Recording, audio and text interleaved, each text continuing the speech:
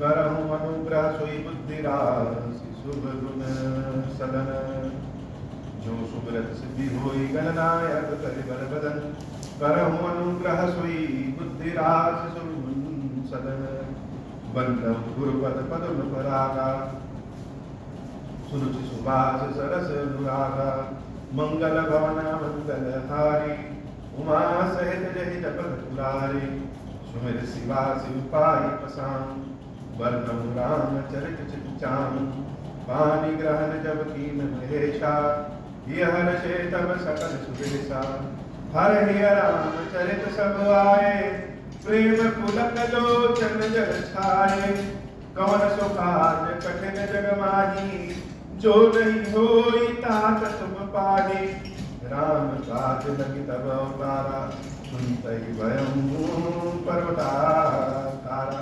हे महादेव, इस जगत बाबा इस जीवन बाबा न कोई कार्य कठिन है न ही कोई कार्य संभव है, यहाँ सारे कार्य सरल संभव हो जाते हैं बाबा, अगर आपकी कृपा हो जाए। प्रभु हनुमंत ही कहा बुझाई धरि बटु रूप अवधपुर जाई भरत ही कुशल हमारे सुनायहु समाचार लय तुम चली आयहु तुरत पवन सुत गवनत भयउ तब प्रभु भारद्वाज पहि गयउ नाना विधि मुनि पूजा कीनी स्तुति करि पुनि आशीष दीनी मुनिपद बंदी जुगल कर जोरी चढ़ी विमान प्रभु चले बहोरी इहा विषाद सुना प्रभु आए नाव नाव कह लोग बुलाए सुरसरी नागी जान कब आयो उतर उतट प्रभु आय सुपायो तब सीता पूजी सुरसारी बहु प्रकार पुनि चरण निपारी दीनी असीस हर्षि मन गंगा सुंदरी तव अहिवात अभंगा सुनत गुहारायं प्रेमा कुल आयं निकट परम सुख संकुल प्रभु सहित बिलोकी पै देहि पर अवनितन सुधि नहीं तेहि प्रीति परम बिलोकी रघुराई हर्ष उठाई लियो उरलाई मंगल भवन अमंगल हारी उमा सहित जहि जपत पुरारी लियो हृदय लाई कृपा निधान सुजान राय रमापति बैठारी परम समीप बूझी कुशल सोकर विनती अब कुशल पद पंकज बिलोकी विरंचि शंकर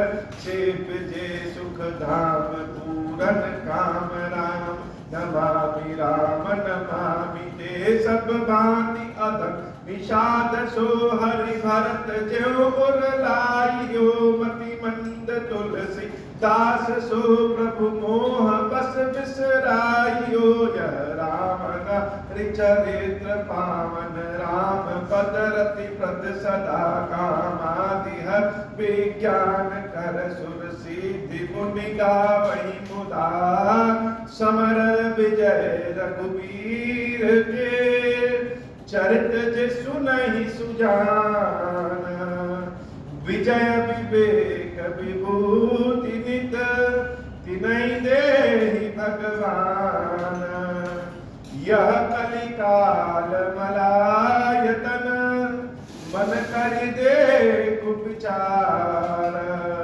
श्री रघुनाथ नाम तजी नाहिन आन आधार मंगल भवन अमंगल हारी उमा सहित जहि जपत पुरारी ये की कंठामनीलम सुरवर विलस विप्रद प्रताप चिन्हम शोभांगम पीतवस्त्रम सरसिज नयनम सर्वदा सुप्रसन्नम पाणौ नाराज चापम कपनिकरयुतम बन्धुनाम सेव्यमानम नौमिग्यं जानकीशं रघुवरपरीशं पुष्प कारुणधारामं कोसलेन्द्र पद कंजांजलौ कोमल अवज महेश वंदितौ जानकी कर सरोज लालितौ चित्तकस्य मन भृंग संगिनौ कुंद इंदु गौर सुंदरम अंबिका पतिं वेश सिद्धिदं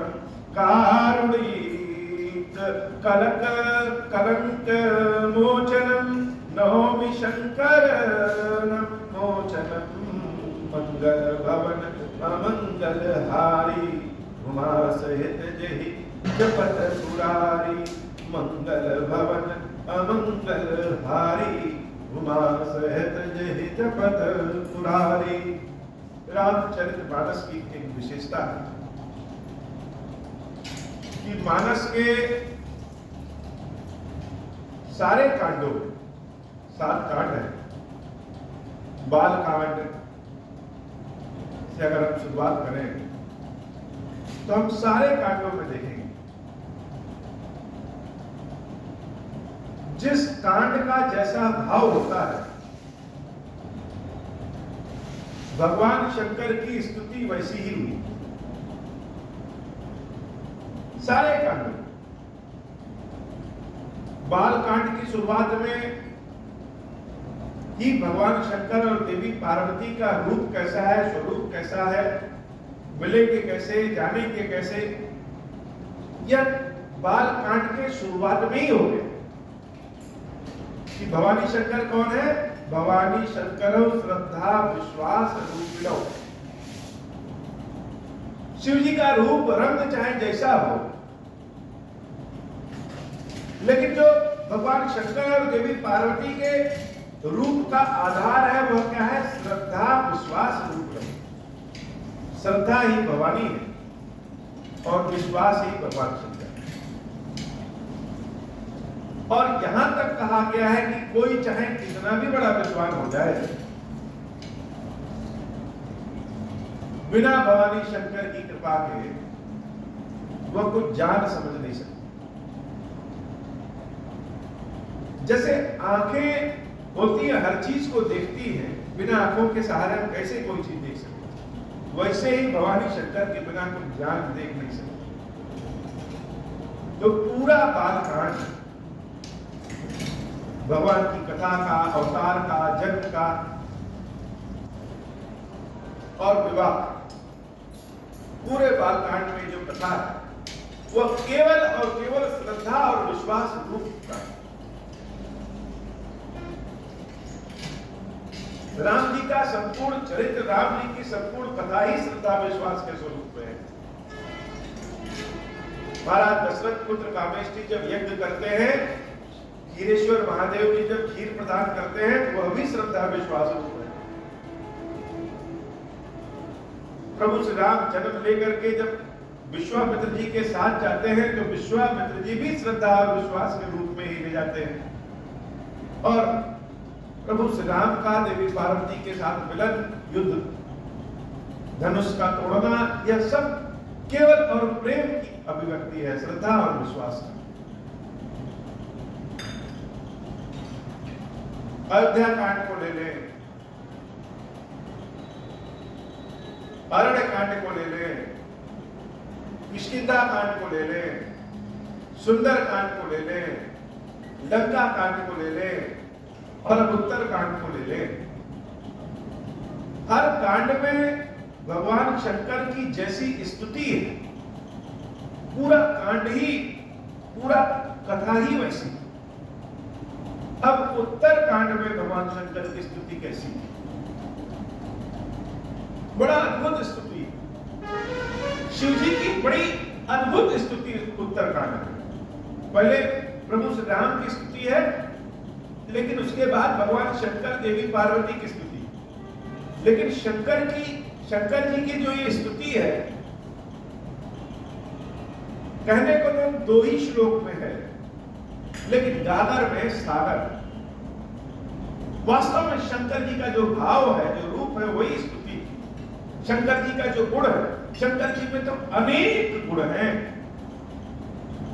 लेकिन अगर दूर से भी देखने में कोई एक ऐसा गुण जो सबको दिख जाए, उसी गुण की स्तुति है। और क्या है स्तुति? कुंद इंदु, कुंद इंदु दर गौर सुंदर। कुंद का पुष्प होता है,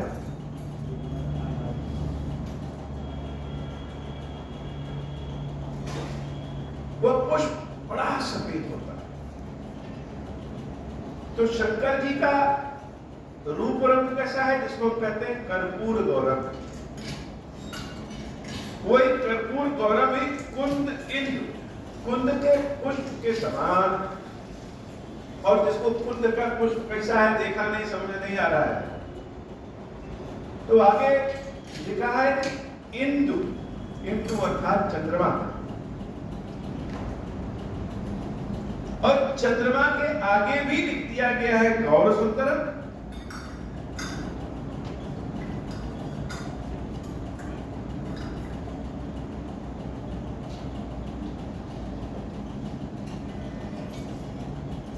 गौर सुंदरम,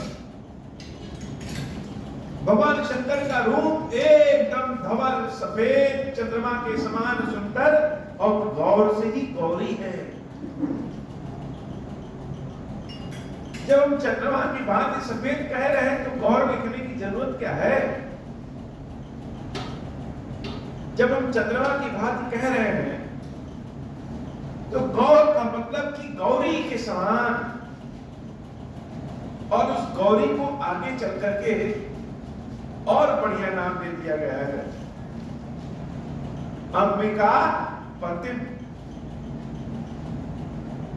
जो अभी भी ना समझ पाए वह जान जाए कि शंकर जी कौन है, अंबिका के पति।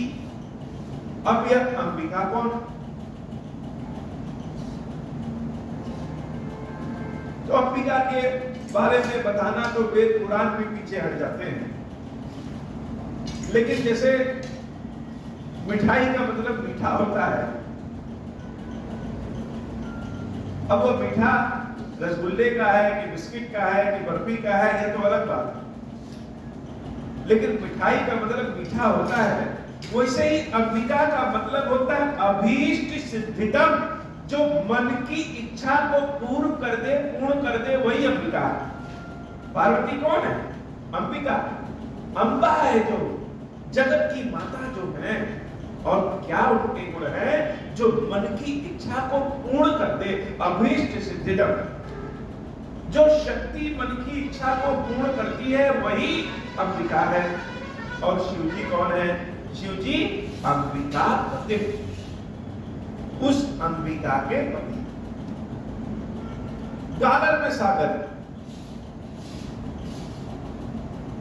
भवानी पार्वती की पहचान ही शंकर जी कि मन की सारी सिद्धियों को, मन की सारी आवश्यकताओं को, चाहतों को, कामनाओं को जो पूर्ण करती है वह कौन है? वह अंबिका है, पार्वती मैया है। और भगवान शंकर उन पार्वती के पति हैं जो चंद्रमा के समान सुंदर है। शिव जी तो बैरागी है, कैलाश में वास करने वाले, नंदी बैठ के चलने वाले। लेकिन कोई व्यक्ति उनके पास जाता है तो खाली नहीं लौटता है, जो कहते हैं वह दे देते हैं।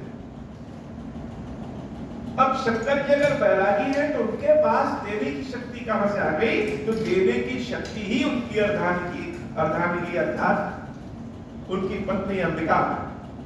तो भगवान शंकर की पहचान पार्वती के पति के रूप में सबसे ज्यादा पहचान कुछ है, यह विशेषता है, यह गुण है कि वह देवी पार्वती के पति।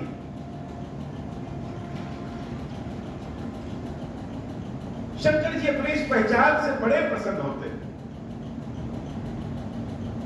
अगर आज के समय में कोई कहते कि यह व्यक्ति पत्नी के दिए हुए अन्न पे, धन पे जीवित है, तो बहुत सारे स्वाभिमानियों को यह गाली के समान लगेगा। और पत्नियों का भी कोई सामान अगर कोई ले ले और किसी को दे दे तो फिर महाभारत हो जाए। लेकिन वो भवानी पार्वती कैसी है कि शंकर जी उनके पास पात्र लेकर के पहुंच जाते हैं मांगने के लिए, और देवी भवानी उनको दे देती है। शंकर जी उठा करके दूसरों को दे देते हैं, फिर मांगने पहुंच जाते हैं, फिर दे देती है। अर्थात शिव जी अपनी पत्नी अंबिका के पास जब कुछ मांगने पहुंचते हैं तो अपने लिए नहीं, अपने भक्तों के लिए मांगते हैं, और भवानी एकदम खुश खुश होकर के दे देती है। कोई अगर भगवान शंकर के भक्तों को, सेवकों को कोई दे दे, शिव जी को समझ लीजिए दे दिया। भगवान शंकर के सेवकों को कुछ देना के मतलब साक्षात भगवान शंकर को देना। यह हम अपने मुंह से बड़ाई नहीं कह रहे। और जो शिव जी के भक्तों को कुछ देता है उसका अन्न धन कभी खाली ही नहीं होता है, जितना देगा उससे ज्यादा भर जाता है। यह अंबिका का आशीर्वाद है। तो शंकर जी की इस विशेषता को, भवानी पार्वती की इस विशेषता को हम कह पा रहे हैं कि नहीं कह पा रहे हैं यह तो नहीं जानते, लेकिन हृदय से जो भाव हम महसूस कर रहे हैं, जो अनुभव कर रहे हैं, वो बड़ा अद्भुत है कि जहां पार्वती और भगवान शंकर का नाम सुमिरण याद आता है तो शब्द एक ही कहेंगे कि रोम रोम रोमांचित हो जाता है, आंखें चौड़ी हो जाती है हमारी। नाम ही ऐसा। शंकर जी की सबसे बड़ी विशेषता है कि उनकी पार्वती ही उनकी पत्नी, और वो जो शक्ति के स्वामी हैं, जब उनके पास शक्ति रहती है तो क्या करते हैं? कारुणिक कलंक मोचनम। वो दया के सागर हैं, कलंक का नाश करने वाले। सबसे काला संसार में कुछ होता है तो कलंक, कलंक का काला अगर लग गया तो छूटता नहीं है, और भगवान शंकर की कृपा उस कलंक के काले को भी छुड़ा देती है। नौमी शंकरम शंकरम मोचनम, ऐसे भगवान शंकर को मेरा बारंबार प्रणाम। तो शिव जी की यहां स्तुति एकदम दयालु कृपालु के रूप में, माहेश्वर के रूप में हुई।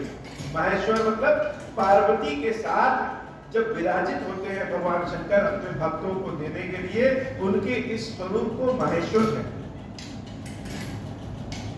विष्णु भगवान को भगवान शंकर का यह रूप इतना प्रिय है, इतना पसंद है कि भगवान शंकर की घनघोर तपस्या करने के बाद शंकर जी के इस पद को विष्णु भगवान धारण करते हैं, नाम लेते हैं। महेश्वर भगवान शंकर का भी नाम है और महेश्वर भगवान विष्णु का भी नाम।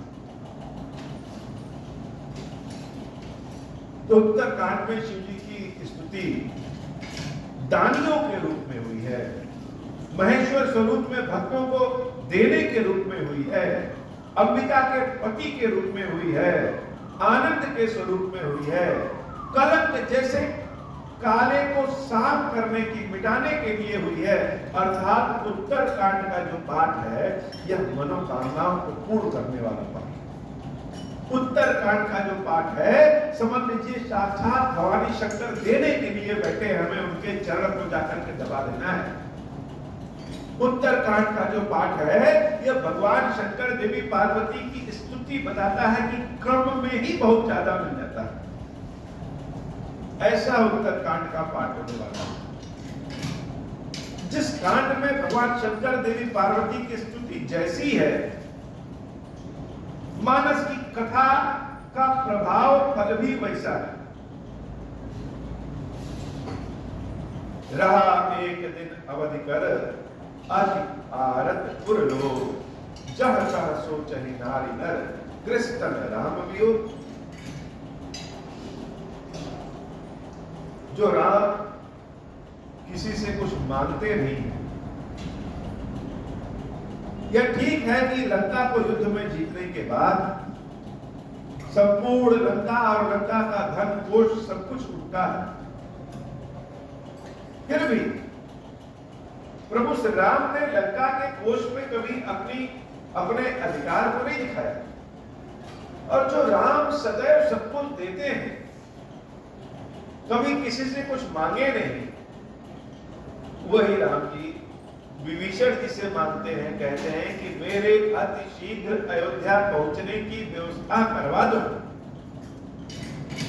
अर्थात भरत जी से मिलने के लिए राम जी विभीषण से समझ लीजिए कि उनका पुष्पक विमान मान लेते। जो राम किसी से कुछ मानते नहीं, वो अपने भक्त, अपने भाई भरत से अति शीघ्र मिलने के लिए पुष्पक विमान मांगते हैं। और इधर अयोध्या की क्या दशा है? सारे लोग एक एक दिन गिन रहे हैं कि अब 14 वर्ष पूर्ण होगा, अब 14 वर्ष पूर्ण होगा, अब 14 वर्ष पूर्ण होगा।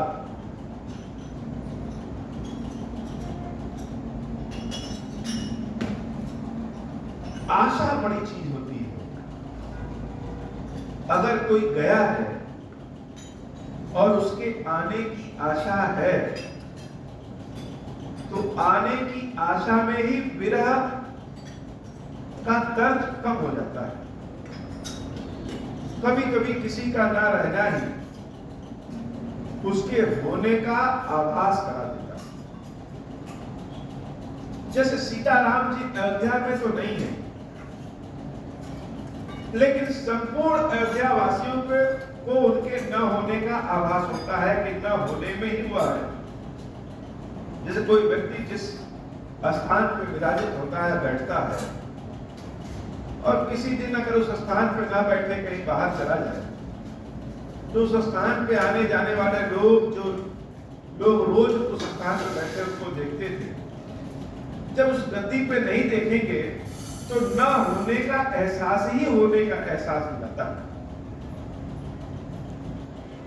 प्रभु श्री राम के चरण पादुकाओं को उनके सिंहासन पे भरत जी महाराज रख करके राज्य चलाते हैं, तो वह राम के न होने का अनुभव, एहसास ही, आभास ही उनके होने की चीज को बताता है।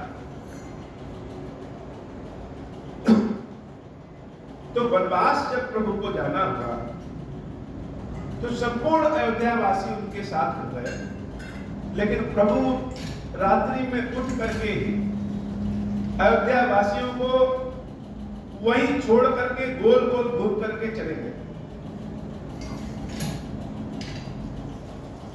जैसे भगवान कृष्ण को रण छोड़दास कहते हैं, युद्ध के रण को छोड़ करके भाग लिए।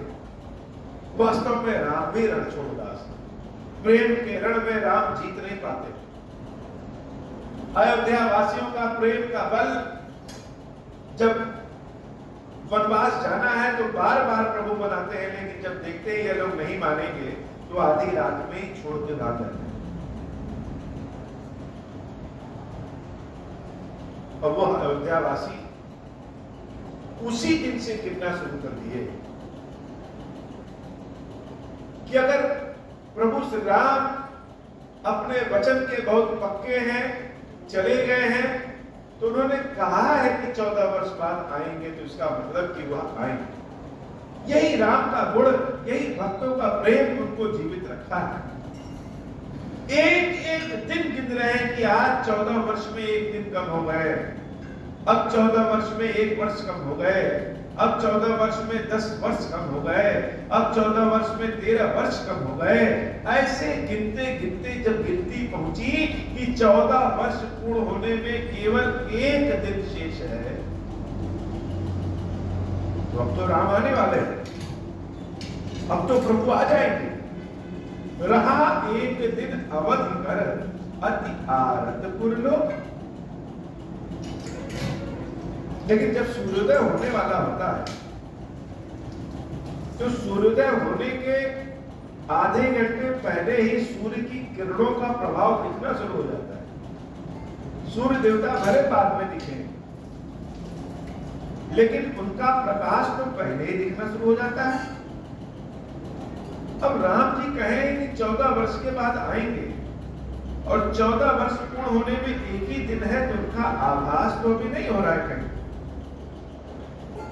अगर प्रभु ने कहा है कि 14 वर्ष पूर्ण होने पे आएंगे तो अब तक उनको कहीं दिखना चाहिए, लेकिन प्रभु कहीं दिख तो नहीं रहे। रहा एक दिन अवधि कर अति आरत पुत्रो, यह बात सोच करके अयोध्यावासी बड़े आर्त भाव में आएंगे कि नहीं आएंगे, आएंगे कि नहीं आएंगे। समय सबसे बड़ा बलवान होता है। कभी कभी किसी से कहो कि तुम्हारे बिना तो जीवन कट ही नहीं सकता है, और समय इतना बलवान होता है कि वही व्यक्ति, वही लोग, वही जीवन,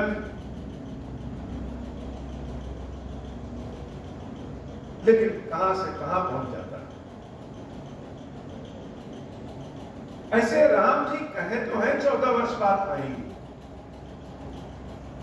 लेकिन कहीं ऐसा तो नहीं कि ना है। 14 वर्ष कम समय तो होता नहीं। कहीं ऐसा तो नहीं कि वह अयोध्या वासियों से नाराज हो गए हैं। अगर आना होता तो अब तक सूचना आ गई होती, दिख गए होते, कोई बता दिया होता। जैसे जब वनवास को जा रहे थे तो जहां नहीं पहुंचे थे वहां के लोग भी जान गए थे कि अब वनवास में आ रहे हैं। तो अयोध्या अगर आ रहे होंगे तो पता होना चाहिए। कहीं बड़े आत्मभाव में हो गए कि राम आएंगे भी कि नहीं आएंगे। जह कह सोच ही नारी नर कृष्ण राम वियोग। कोई अपने दरवाजे पे बैठ के सोच रहा है, कोई कहीं रास्ते पे बैठ के सोच रहा है, कोई अपने घर में बैठ के सोच रहा है, कोई कहीं पैदल जा रहा है सोचते हुए, कोई चलता ही जा रहा है सोचते हुए। सब यही सोच रहे हैं कि प्रभु आएंगे कि नहीं आएंगे। राम जी का प्रेम, मिलने का आनंद का भाव वही जान सकता है जिसके अंदर विरह की पीड़ा, विरह की पीड़ा जिसके भीतर नहीं है, वह मिलन का आनंद क्या जाने। और इस कलयुग में राम जी के लिए पवित्र प्रेम की भाषा हम सब कलयुगी क्या जाने। इसीलिए तो कहते हैं ये हमारी राम कथा या देवताओं के लिए या फिर उनके लिए है जिनके भीतर देवत्व जागृत हो गया। राम कथा केवल एक कथा नहीं है, इतिहास नहीं है कि सुन लिए और जान गए। राम कथा को सुनने से ज्यादा अनुभव करना पड़ता है। जब तक स्वयं को राम से जोड़ेंगे नहीं, राम कथा से जोड़ेंगे नहीं, तब तक राम कथा के बारे में जानेंगे।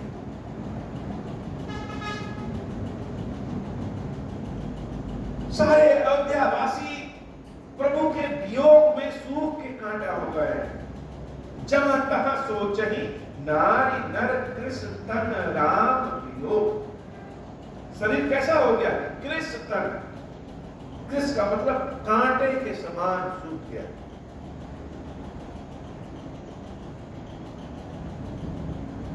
अब तो कह लीजिए कि आंसू भी नहीं बचे, आंसू भी साथ छोड़ के चले गए हैं। लोग रोते हैं लेकिन आंसू नहीं गिरता है।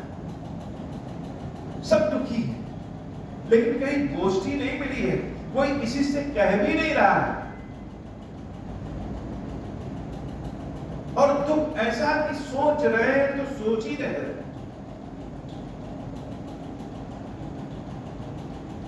और जब सोच में सब पड़ गए, भगवान की विदा बड़ी अपरंपार होती है। भगवान मरने में नहीं देते हैं और जीने में नहीं देते। जिसके भीतर भगवत प्रेम जागृत हो गया वो इस संसार में जी भी नहीं पाता है, और भगवान उसको मरने भी नहीं देते। सारे अयोध्यावासी जीना नहीं चाहते हैं लेकिन जीवित हैं। क्यों? क्योंकि यह आंखें राम को एक बार और देखना चाहती।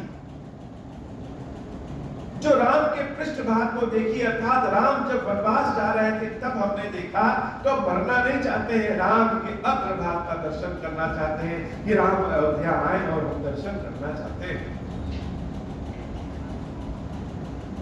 तो लग रहा है कि बिना दर्शन किए हुए प्राण हम निकल गए, बचेंगे। सबकी आशा टूट गई। अभी तक तो था कि 14 वर्ष पूर्ण होगा तो प्रभु ने कहा है तो आएंगे आएंगे, निश्चित रूप से आएंगे, लेकिन अभी तक तो नहीं आए, तो सबकी आशा ही टूट गई। और जब आशा टूट जाती है तो जीवन बचना मुश्किल हो जाता है। सबको ऐसा लगा कि सोचते सोचते में हृदय गति ही रुक जाएगी, और हृदय गति रुक भी जाती, लेकिन तभी अचानक से कुछ ऐसा हो गया। क्या हुआ? सकुन हो ही सुंदर सकल, मन प्रसन्न सबके। अभी सब सोच ही रहे, तब तक सबके दाहिने भाग में फड़कन शुरू हो गई। दाहिनी आंख फड़कने लगी, स्त्रियों की बाई आंख फड़कने लगी, और अचानक से सुंदर बहुत सुगंधित हवा चलने लगी। जब हम निराशा के एकदम अंतिम बिंदु पे जागृत हो जाग जाए, एकदम अंतिम बिंदु पे चले जाएं कि हमारी प्रार्थना भगवान नहीं सुन रहे हैं, नहीं सुन रहे हैं, नहीं सुन रहे हैं, तभी अचानक ऐसा कुछ हो जाता है कि फिर से आशा जागृत हो जाती है, नहीं भगवान प्रार्थना सुन रहे हैं। तभी कुछ ऐसा सुंदर शुभ सगुन हो गया कि जो सारे अयोध्यावासी सोच रहे थे वह आनंद में आ गए। प्रभु आगमन जनाव जन गगर रंग चहुटेर। लोगों को लगा कि नहीं राम आ रहे हैं। जैसे सूर्योदय होने के पहले लालिमा दिख जाती है, वैसे यह चारों ओर का मौसम कह रहा है, यह जो हवाएं चल रही है या उधर से ही आ रही, जिधर से राम आ रहे हैं, राम को छू करके है जल्दी से हम लोग के पास आ गई बताने कि निराश मत हो, राम आ रहे हैं। सरजू मैया निर्मल हो गई, स्वच्छ हो गई, पेड़ों की पत्तियां हिलने लगी, जैसे बता रही है कि नहीं निराश मत हो, राम आ रहे हैं। प्रभु आगमन जनाव जन नगर रंग चहुटेर। अच्छा, यह बात सबको पता चली, सबको सगुन होने लगा, लेकिन सब लोग एक दूसरे से बता नहीं रहे। भगवान की एक बड़ी विशेषता होती है कि भगवान की भक्ति न कोई कम होती है न कोई ज्यादा होती है। जैसे हम भगवान की सेवा जिस भी विधियों से करें, भगवान का अभिषेक करके, मंत्र जाप करके, नाम जाप करके, मानस की कथा सुना करके, तो यह हमारी विधि है, हम प्रभु की भक्ति ऐसे करते हैं। और वही कोई भगवान की सेवा झाड़ू लगा के करता है, झाड़ू लगा करके, पोछा लगा करके, जूठे बर्तनों को धुल करके। कोई भगवान की सेवा एक एक रुपए समाज में जा करके मांग करके करता है। तो हम कहें कि नहीं मेरी भक्ति, मेरा तरीका श्रेष्ठ है, ऐसे नहीं ऐसे करो, और दूसरे का तरीका गलत है। तो हमारी दृष्टि में तो ऐसा हो सकता है, भगवान की दृष्टि में कोई भी तरीका गलत नहीं, न कोई छोटा है और न कोई बड़ा है। सबकी अपनी अपनी विधि है, सबका अपना अपना तरीका है। जिसके हृदय में जिस भाव से प्रेम जागृत हो गया, भगवान उसको स्वीकार कर लेते। तो अयोध्यावासी सबके पास सगुन हुआ, लेकिन कोई दूसरे को नहीं बता रहा है कि नहीं मेरी दाहिनी आंख फड़क रही, लग रहा है प्रभु आने वाले। कोई किसी से बता नहीं रहा। सबको सगुन मिल गया, सूचना जैसे सबको मिल गई कि राम आ रहे हैं। और यह भाव जब अयोध्या की आम जनता का है, तो देवी कौशल्या का क्या भाव है?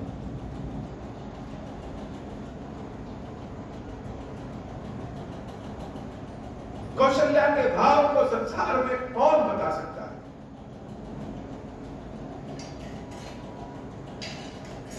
सगुन तो सबको हुआ,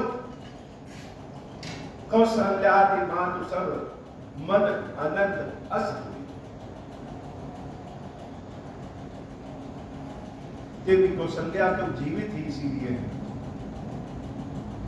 कि अपने पुत्र को हम जब जाते हुए देखे हैं तो आते हुए भी देखे। मरने की जैसे सबकी अवस्था हो गई है, लेकिन कोई मरना नहीं चाहता है। क्यों? लालच इसीलिए है कि राम का दर्शन कर ले। सुंदरकांड में जब श्री हनुमान जी महाराज जानकी माता का दर्शन करते हैं और आकर के जब राम जी को सूचना देते हैं तो जानकी मैया ने संदेश भिजवाया था कि राम जी सोचते होंगे कि जानकी कहती थी कि आपके बिना जीवित नहीं रह सकते, और जीवित है। एक ही गलती हमसे हुई है कि राम के बिना हम जीवित हैं, लेकिन जीवित क्यों है? इसलिए क्योंकि राम का दर्शन करना चाहते हैं। यही अवस्था, यही हाल अयोध्या वासियों का भी है, भरत जी का भी है, माताओं का भी है। कौशल्यादि मातु सब मन अनंत अस होई। जब सगुन सबको मिला तो माताओं के मन में भी आनंद आ गया, लेकिन कोई किसी से कुछ बता नहीं रहा है कि अगर कहीं बता दे और ना हुआ तो क्या हुआ। आयौ प्रभु श्री अनुज जुत। ऐसा लग रहा है कि राम श्री के साथ और अनुज अर्थात लक्ष्मण के साथ सकुशल आ रहे हैं।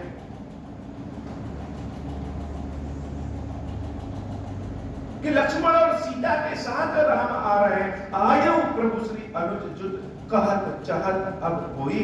सब कहना चाहते हैं, लेकिन बात होठों पे आकर के रुक जाती। ऐसा आनंद है कि सब एक दूसरे से बताना चाह रहे हैं, इसे ढांढस बंधवाना चाह रहे हैं कि परेशान ना हो, प्रभु तो आ रहे हैं, लेकिन बात भीतर से आते आते होठ पे रुक जा रही है। और भरत जी की क्या दशा? भरत नयन भुज दक्षिण हरकत 12 ही बार। भरत जी की तो दाहिनी आंख और दाहिनी भुजाएं बार बार फड़क रही, फड़कन शुरू हो गया भरत जी में। जान सगुन मन हर्ष अति लागे करन विचार। यह तो बड़ा शुभ सगुन है। ऐसा जान करके भरत जी महाराज के आनंद में आ गए। जैसे कोई चीज होने की आशा हो और किसी को कोई स्वप्न दिख जाए तो लोग क्या करते हैं? स्वप्न के बारे में पता करते हैं, कहीं किताब में पढ़ेंगे, कहीं गूगल में पढ़ेंगे कि हम यह स्वप्न देखे हैं, इसका फल क्या होगा। ऐसे ही भरत जी महाराज विचार करने लगे कि आंख फड़क रही है, दाहिना हाथ फड़क रहा है, दाहिना पैर फड़क रहा है, मतलब क्या है? मतलब तो शुभ सगुन है। जान सगुन मन हर्ष अति लागे करन विचार। हर्षित 14 वर्ष में आज पहली बार भरत जी के चेहरे पे आनंद का भाव आ गया है। विचार करने लगे, लेकिन जब हम बहुत विचार करने लगते हैं तो हम अगर विरह में है तो नकारात्मक विचार ज्यादा आता है। कभी कभी लगता है कि जीवन जैसे सुधरेगा ही, और नकारात्मक विचार जब ज्यादा हो जाता है तो मन कुंठित हो जाता है।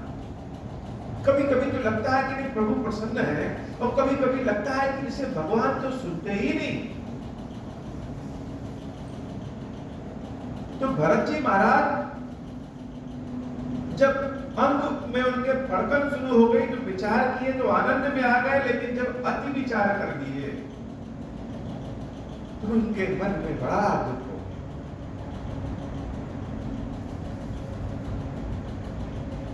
रहे एक दिन अवधि अधारा,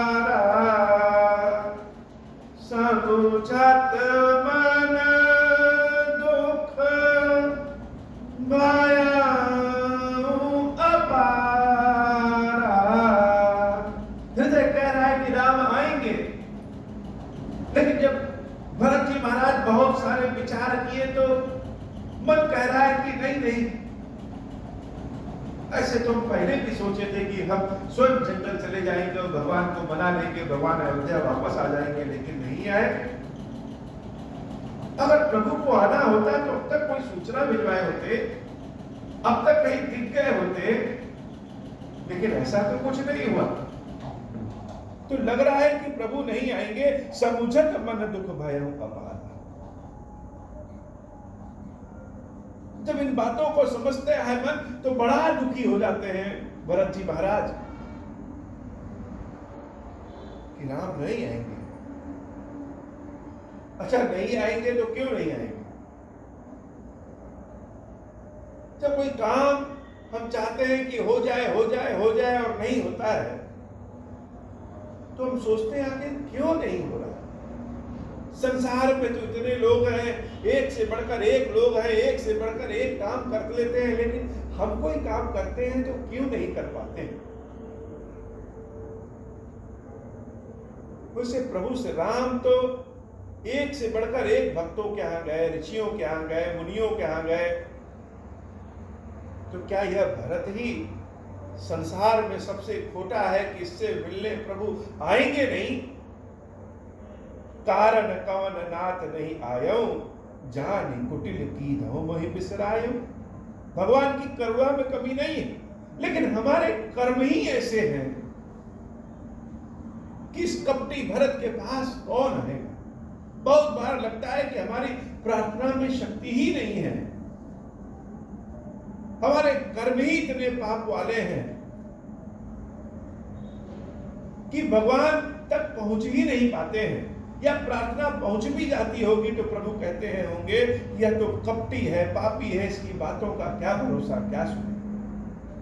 भरत जी महाराज के हृदय के भाव को जानने के लिए सबसे पहले अपने आप को उस कलंक से जोड़े।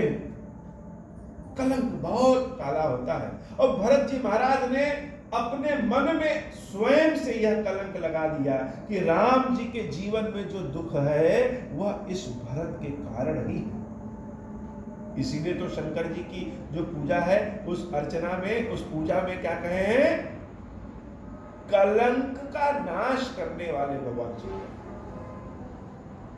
तो भरत जी महाराज सदैव यही सोचते हैं कि न मैं पैदा होता, न मुझे राजा बनवाने के लिए मेरी माता ने अनुचित वरदान मांगे होते, और न ही अयोध्या और प्रभु श्री राम पे इतना दुखों का पहाड़ आया होता।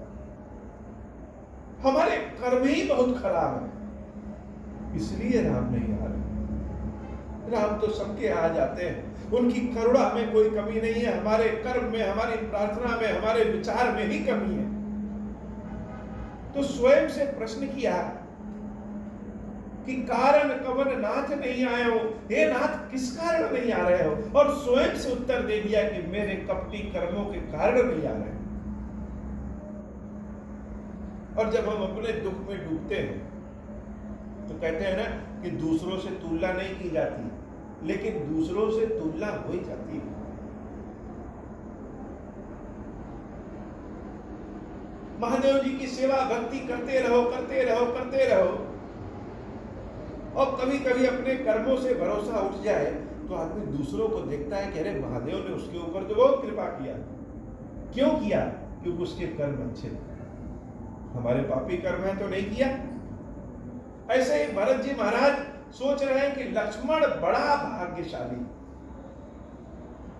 इसलिए सदैव राम जी के साथ है। अहि नाथ लक्ष्मण बड़भागी, राम पधार बिंदु अनुरागी। राम जी के चरणों के बिंदुओं का प्रेमी लक्ष्मण है और बहुत भाग्यशाली।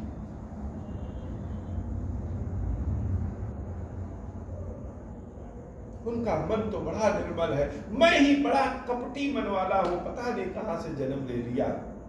कपटी कुटिल मोहि प्रभु चीन्हा, ताते नाथ संग नहीं दीना।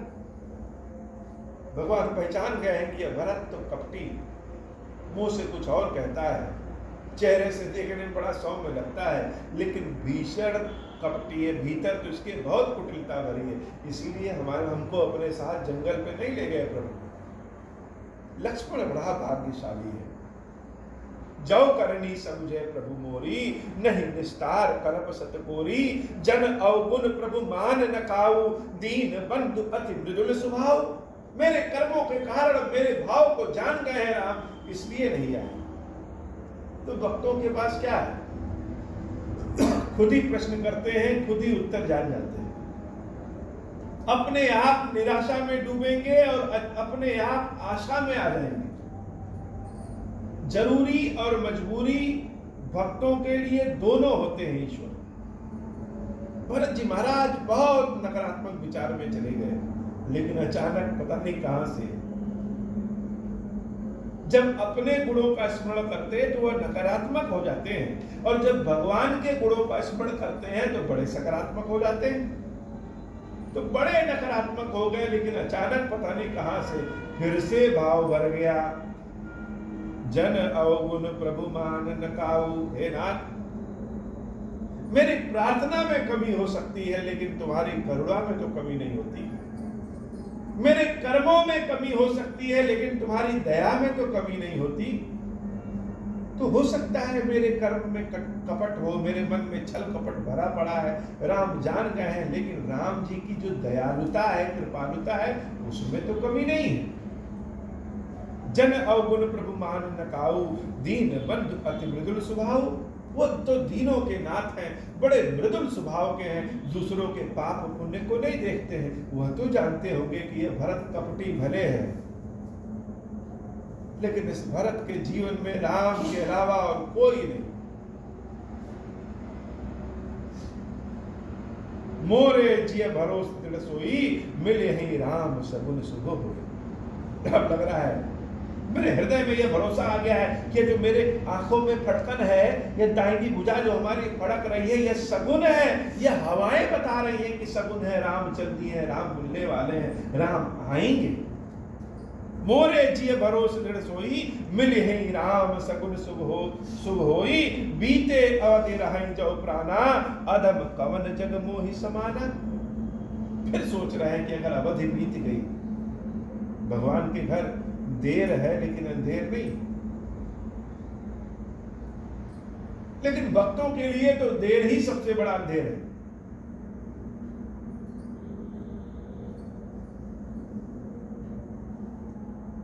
भक्तों के लिए तो देर ही सबसे बड़ा अंधेर है।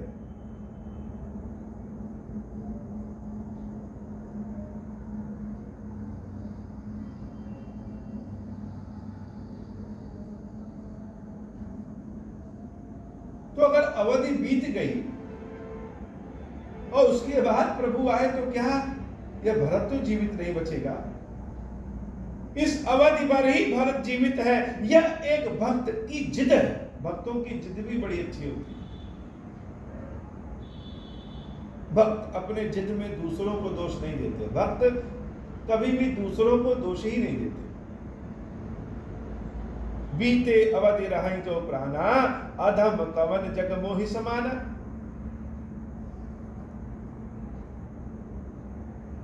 अवधि बीतने के बाद भी अगर यह भरत जीवित है तो मेरे समान संसार में कोई पापी नहीं।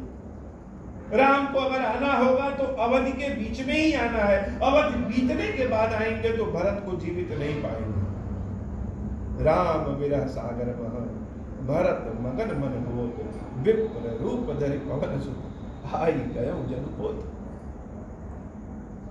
अभी राम के विरह में डूब और उतरा रहे भरत जी महाराज। उसी समय विप्र वेश में श्री हनुमान जी महाराज चले आते। अब हनुमान जी महाराज जिसके जीवन में आ जाए, उसके जीवन में कैसा कष्ट हो। बैठे देखी कुशासन, जटा मुकुट कृष्णाद, राम राम रघुपति जपत स्रवत नयन जलजात। भरत जी महाराज को देख रहे हैं कि बड़े विचित्र वेशभूषा में बैठे हैं और राम राम जप रहे हैं, आंखों से आंसू बह रहे हैं। भरत जी के स्वरूप को जब हनुमान जी महाराज देखते हैं तो बड़े आनंद के भाव में आ जाते हैं। श्री हनुमान जी महाराज मंगल मूर्ति हैं। जिसके जीवन में हनुमान जी महाराज की कृपा हो गई, उसके जीवन में राम की कृपा हो गई। हे बाबा, आज की कथा इतनी। श्री खीरेश्वर महादेव जी, खीरेश्वरी मैया जी, हम सब के ऊपर बाबा कृपा करिए। अब हो प्रसन्न प्रभु मोह पर, नाथ दीन पर नेहु, निज पद भगति देहु प्रभु, पुनि दूसर वर देहु। तब माया वश जीव जड़, संतत बिरहि बुलान, हम पर क्रोध न करिय प्रभु, कृपा सिंधु भगवान। शंकर दीन दयाल, अब हम पर हो कृपाल, साप अनुग्रह होई जहि विधि, नाथ दूरहि काल। दीन दयाल बिरुद संभारी, हरहु नाथ मम संकट भारी। जहि विधि होई नाथ हित मोरा, करहु सुबेति जानि दास मैं तोरा। राम राज बैठे त्रैलोका, हर्षित भय गए सब शोका। जे सकाम नर सुनहि जगावहि, सुख संपत्ति नाना विधि पावहि। जो इच्छा करि हूँ मन माही, हरि प्रसाद कछु दुर्लभ नाही। मंगल भवन अमंगल हारी, उमा सहित जहि जपत पुरारी। मंगल भवन अमंगल हारी, उमा सहित जहि जपत पुरारी। बोले श्री खीरेश्वर महादेव जी, खीरेश्वरी मैया जी की सदा ही जय हो। खीरेश्वर हे भगवान शंकर, आप ऋण पातक दुर्भाग्य और दरिद्रता की निवृत्ति के लिए तथा संपूर्ण पापों का नाश करने के लिए मुझ पर प्रसन्न होइए। मैं दुख और शोक की आग में जल रहा हूँ, संसार भय से पीड़ित हूँ, अनेक प्रकार के रोगों से व्याकुल और दीन हूँ। खीरेश्वर मेरी रक्षा कीजिए। देव देवेश्वर, सबको निर्भय कर देने वाले महादेव जी, मेरी इस की पूजा को पार्वती जी के साथ ग्रहण कीजिए। मेरा मंगल करिए महादेव। शंभु महादेव, शंभु महादेव, शिव शंभु। ओम श्री राम